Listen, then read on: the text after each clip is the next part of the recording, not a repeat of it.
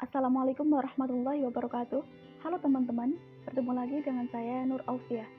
Di video kali ini saya akan membahas tentang teori kepribadian dari Carl Rogers.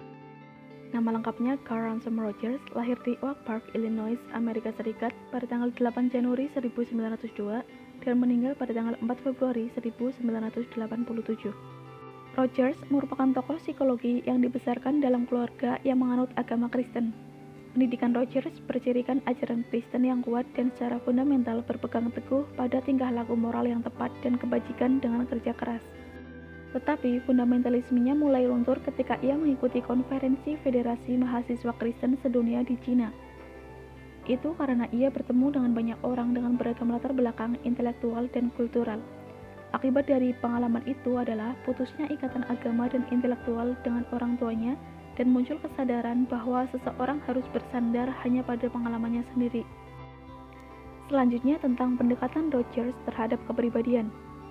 Rogers banyak bekerja dengan individu yang terganggu yang mencari bantuan untuk mengubah kepribadian mereka. Model terapi yang dikembangkan Rogers adalah terapi yang berpusat pada klien atau client-centered therapy, di mana tanggung jawab utama perubahan kepribadian adalah pada klien, bukan pada ahli terapis. Apabila manusia bertanggung jawab atas kepribadian mereka sendiri dan mampu memperbaikinya, maka mereka harus menjadi makhluk yang sadar dan rasional. Manusia yang sadar dan rasional artinya tidak dikontrol oleh peristiwa masa kanak-kanak seperti pembiasaan toilet training, penyapihan yang lebih cepat, atau pengalaman seks sebelum waktunya. Masa sekarang dan bagaimana kita memandangnya bagi kepribadian yang sehat adalah jauh lebih penting daripada masa lampau. Fokus Rogers yaitu pada apa yang terjadi dengan kita sekarang, bukan apa yang terjadi pada masa lampau. Meskipun masa kanak-kanak penting dan dapat mempengaruhi cara bagaimana kita memandang masa sekarang. Nah, teman-teman, selanjutnya kita akan membahas motivasi orang yang sehat. Rogers menyatakan bahwa manusia memiliki suatu kecenderungan yang dibawa sejak lahir, yaitu aktualisasi. Nah, teman-teman, jadi tidak ada segi pertumbuhan dan perkembangan manusia yang terlepas dari aspek ini. Menurut Rogers, tujuan hidup tidak hanya mempertahankan suatu keseimbangan homeostatis atau suatu tingkat ketentraman dan kesenangan yang tinggi, tetapi juga pertumbuhan dan peningkatan kita ke arah tujuan yang berfungsi semakin kompleks, sehingga kita dapat menjadi semuanya menurut kemampuan kita untuk menjadi. Saat seseorang menjadi lebih besar, tingkat perkembangan berubah dari fisiologis menjadi psikologis. Saat itulah mulai berkembang proses aktualisasi diri, yakni proses menjadi diri sendiri dan mengembangkan sifat-sifat serta potensi psikologisnya yang unik. Berikutnya adalah perkembangan diri. Anak itu mengembangkan kemampuan untuk membedakan antara apa yang menjadi milik atau bagian dari dirinya dan semua benda lain yang dilihat, didengar, diraba, dan diciumnya ketika dia mulai membentuk suatu lukisan dan gambaran tentang siapa dia. Dengan kata lain, anak itu mengembangkan suatu pengertian diri atau self-concept. Perkembangan konsep diri ini sangat dipengaruhi cinta dan kasih yang diterima dalam masa perkembangan yang disebut Rogers sebagai penghargaan positif atau positive regard. Nah, teman-teman, untuk mengembangkan kepribadian yang sehat, anak memerlukan positive regard. Self-concept yang berkembang dari anak itu sangat dipengaruhi oleh ibu, sehingga ibu hendaknya memberikan cinta kasihnya tanpa bersyarat. Artinya, ibu tidak menuntut anak untuk melakukan tindakan-tindakan tertentu untuk mendapatkan cinta kasih.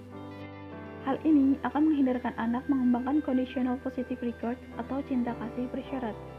Karena jika anak mengembangkan conditional positive regard, maka ia akan menginternalisasikan sikap-sikap ibunya.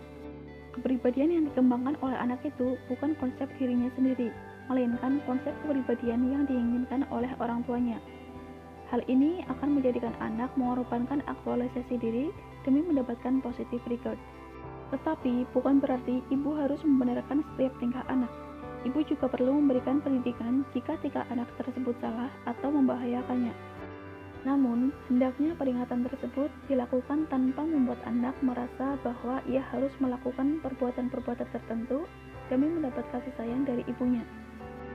Setelah aktualisasi diri ini berlangsung, orang dapat menuju ke tujuan terakhir, yaitu menjadi orang yang berfungsi sepenuhnya. Berikut adalah 3 konsep dasar tentang kepribadian sehat versi Rogers.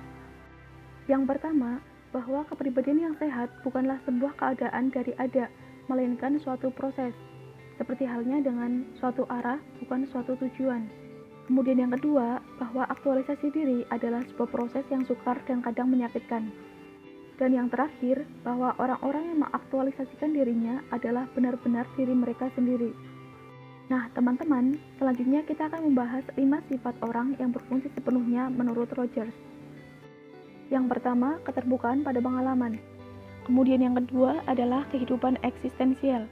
Selanjutnya yang ketiga, kepercayaan terhadap organisme orang sendiri. Yang keempat, perasaan bebas. Dan yang terakhir adalah kreativitas. Sekian penjelasan dari saya, semoga video ini bermanfaat. Wassalamualaikum warahmatullahi wabarakatuh.